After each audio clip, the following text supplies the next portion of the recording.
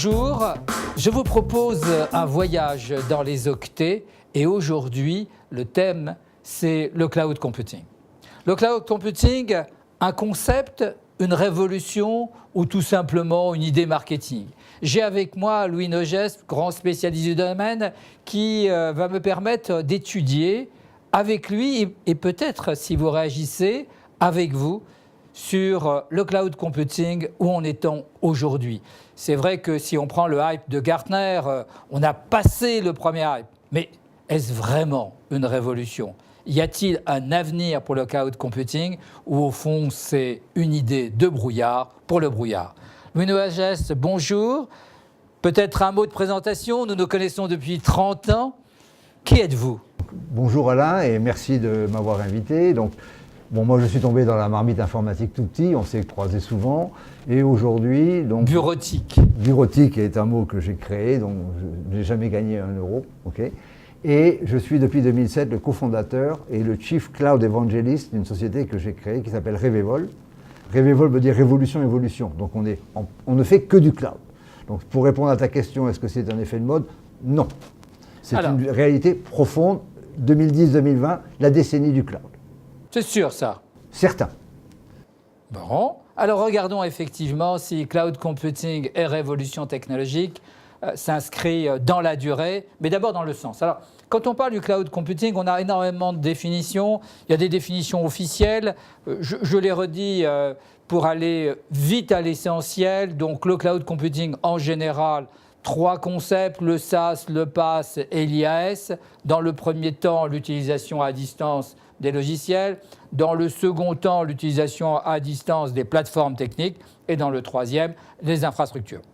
Alors moi j'ai une question directe qui me vient immédiatement. Par rapport à l'outsourcing en ligne, par rapport à l'externalisation en ligne, par rapport tout simplement à faire du travail à distance, qu'est-ce que ça veut vraiment dire le cloud computing sur le plan purement technique? Où se trouve la fracture digitale? Bon, alors moi je parle actuellement le cloud c'est en fait une révolution industrielle dans le monde de l'informatique. On abandonne le bricolage des 50 dernières années. Pour reprendre ta topologie sur les infrastructures. Les infrastructures, c'est un élément clé, le serveur. Les entreprises normales, en 2020, n'auront plus de serveurs chez elles. Fini, caput, terminé. Elles seront gérées par des grands industriels. Est-ce que c'est le premier élément de différenciation? Parce qu'on a tous utilisé des infrastructures de télécom qui n'étaient pas chez nous. Oui, bien, bonne question. Ça a commencé par les réseaux. La plupart d'entreprises ont déjà externalisé leur réseau à des acteurs réseau. C'est déjà fait, ça. Bon, c'est fait, ça. C'est fait, ça. Bon, l'électricité, les réseaux? Oui, alors l'électricité et les serveurs, ça va faire la même logique. Je m'explique. Par exemple, Google a investi l'année dernière 2,5 milliards de dollars dans ces infrastructures. Amazon a 500 000 serveurs. Google, 3 millions. Quand vous dites, Louis, les infrastructures, vous pensez au réseau, à la climatisation, les serveurs eux-mêmes, voilà. De manière générale, l'ensemble de la puissance informatique. En fait, le cloud, ma définition, vue par une entreprise utilisatrice ou par un étudiant qui travaille, c'est un navigateur sur un objet mobile, quel que soit l'objet mobile, qui me permet, que l'on appelle maintenant non plus un PC, PC c'est Personal Cloud, non plus Personal Computer, et depuis cet objet mobile, je peux choisir une tablette, un smartphone chez n'importe quel acteur. J'accède par un réseau filaire ou sans fil, de plus en plus sans fil, à des ressources informatiques sur le cloud. Ça, c'est une définition simple au point de vue technologique. Donc, toute solution qui n'est pas navigateur est pas cloud. C'est-à-dire que c'est un accès universel à travers une interface partagée par tous. Voilà, et comme on ne sait pas ce qui va se passer au point de vue innovation dans les 5 prochaines années, qu'est-ce qu'il y aura comme tablette, comme smartphone, on ne sait pas. S'il y a un navigateur, et pour les ingénieurs qui sont dans la salle en HTML5, ce qui garantit l'universalité, à ce moment-là, je peux avoir une tablette, un smartphone, comme toi, comme moi, peu importe, on est connecté à des serveurs externes. Ça, c'est la partie infrastructure. Et derrière, il faut des usines. Bon, pour prendre un exemple très simple, il y a un laboratoire pharmaceutique qui avait besoin de faire des calculs de protéines pour déterminer les nouveaux médicaments. Il avait besoin de 50 000 serveurs pendant 10 heures. Il a appelé Amazon, ça lui a coûté 5 000 $. Point.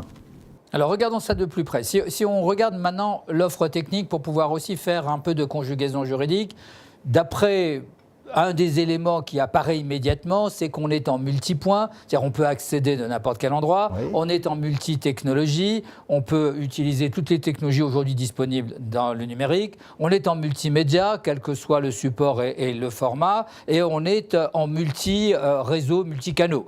Et donc la règle, c'est cette universalité pour faire a priori ce que l'on faisait plus ou moins difficilement dans l'entreprise. Aujourd'hui, on va le faire extrêmement facilement dans le cloud. Ça veut dire quoi? Un bouquet de services.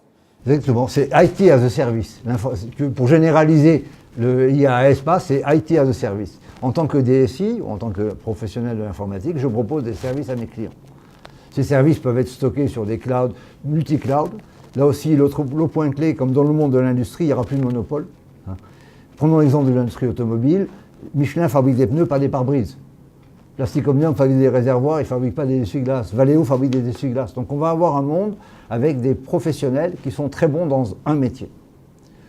Google fait très bien la bureautique, Amazon fait très bien le e-commerce, fait très bien l'infrastructure, Salesforce du CRM, et je ne vois pas Google demain aller faire du CRM. Chacun son business. Et je crois que ça, c'est aussi un signe fort de cette industrialisation. Si on est bon dans un domaine, comme Salesforce en CRM, on est numéro 1 mondial, on fait 3 milliards de dollars de chiffre d'affaires, et toutes les grandes entreprises vont prendre ma solution. Ensuite, si je veux de la messagerie, je vais prendre Google. Si je veux prendre ensuite la gestion de budget, je prendrai un adaptative planning. Il va y avoir des acteurs industriels, aussi bien dans les infra que dans les usages. Et alors, pour répondre à ta question, c'est effectivement anywhere, anytime, any device, n'importe où, n'importe quand, sur n'importe quel objet. Ça, c'est le concept de Xavier, ouais, on y reviendra. On y reviendra sûrement, voilà. Et donc, c'est ce côté industriel, génial. Très bien. Donc, un bouquet de services. Et alors maintenant, si on regarde, après la technique, on va faire un zoom sur l'économique. Et puis, je voudrais dire quelques mots, bien entendu, et te faire réagir sur le juridique, quand même, de cette révolution. Alors, sur le plan économique, le prix, est-ce qu'on ne va pas aller, j'ai compris Louis, pour toi il n'y aura pas de monopole, on peut se demander quand même que celui qui contrôle les data centers contrôle une telle position stratégique qui pourrait demain faire que tous les magasins devront être à cet endroit-là et que derrière en contrôlant l'infrastructure et les data centers ils contrôleraient peut-être l'offre mondiale. Donc là je ne suis pas si optimiste que ça. Ça reste en tout cas à approfondir. Maintenant, si on parle sur le plan économique, la scalabilité, puisque c'est le grand terme, et les performances, le tout dans des SLA, c'est-à-dire dans des niveaux de service garantis, en pratique, comment on évite une explosion des prix parce qu'on va être tous sous dépendance? On a besoin du numérique. Sans numérique, on ne fait plus rien. Si on n'a plus de serveurs, on n'a plus de logiciels, on n'a plus de services et on utilise tout à la demande, avec un marché qui apparaît quand même fortement capitalistique et donc déjà extrêmement concentré. Alors, ça, c'est beaucoup de questions. Il faut d'abord répondre en différents niveaux. Sur la partie infrastructure, oui, il y a besoin de beaucoup d'investissements. Et là, on ne peut pas jouer si on ne met pas 1 milliard de dollars par an sur la table. C'est le ticket d'entrée. Bon, mais il faut bien comprendre... Qui sont les grands acteurs, 1 milliard aujourd'hui? Alors, il y a celui qui a commencé en 2006, et c'est important de le comprendre, c'est Amazon avec Amazon Web Services. Ce n'est pas IBM, ce n'est pas HP, ce n'est pas Microsoft, c'est un nouvel entrant, qui est devenu le leader, et qui a baissé son prix 19 fois depuis 2006. Le prix de l'unité de leur machine a baissé 19 fois. Donc c'est productivité industrielle, je produis moins cher, je vends moins cher. Et ce qui d'ailleurs est intelligent au point de vue économique, c'est que la barrière to entry devient difficile. Vendre de leur machine à 8 ou 10 centimes et gagner sa vie, ce n'est pas élémentaire. Ça a tendance à parler encore une intensité capitalistique encore plus grande et de plus en plus grande, et de plus en plus accélérée. Tout à fait, mais il y a moins d'une semaine, avec Google I.O., Google a annoncé son entrée sur l'infrastructure de service avec des prix qui sont 50% moins chers qu'Amazon. Donc voilà, il y a Microsoft qui est dessus, il y a IBM qui va arriver, mais il y a la place pour 5-10 acteurs, pas plus. Tous américains pour l'instant. Pour le moment, non. Il y aura par exemple en Chine, ils sont en train de construire, c'est extraordinaire, une ville qui s'appelle Cloud City. Et il y aura 300 000 m² de data center, première étape. Donc, en Inde, 80 000 m². Donc, c'est de l'industrie mondiale, mais de l'industrie. Ça, c'est pour la partie infrastructure. Et là, si on n'a pas les moyens de jouer, on n'est pas bon. Et c'est le risque que moi je vois en Europe, c'est qu'on est en train de jouer national, ce qui est une catastrophe, et un cloud français n'a aucun sens. Un cloud allemand n'a aucun sens, un cloud espagnol n'a aucun sens, face à la puissance dont on a besoin. Il faudrait faire du cloud européen. Surtout que quand on parle de cloud français, c'est rarement des infrastructures françaises de bout en bout.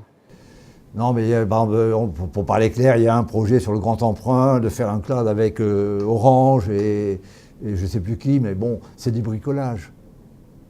Alors revenons au prix. Alors, sur les prix, on a vu les baisses de prix industriels qui sont en train de se faire. Sur les logiciels, les prix baissent aussi. Donc, en fait, le cloud, c'est une excellente nouvelle pour le client final, pour l'entreprise, pour l'université, pour la PME, la grande entreprise. On va y revenir sur les PME. C'est une très mauvaise nouvelle pour les fournisseurs. Parce que comme on industrialise, les fournisseurs qui ne sont pas capables d'avoir des prix industriels vont disparaître.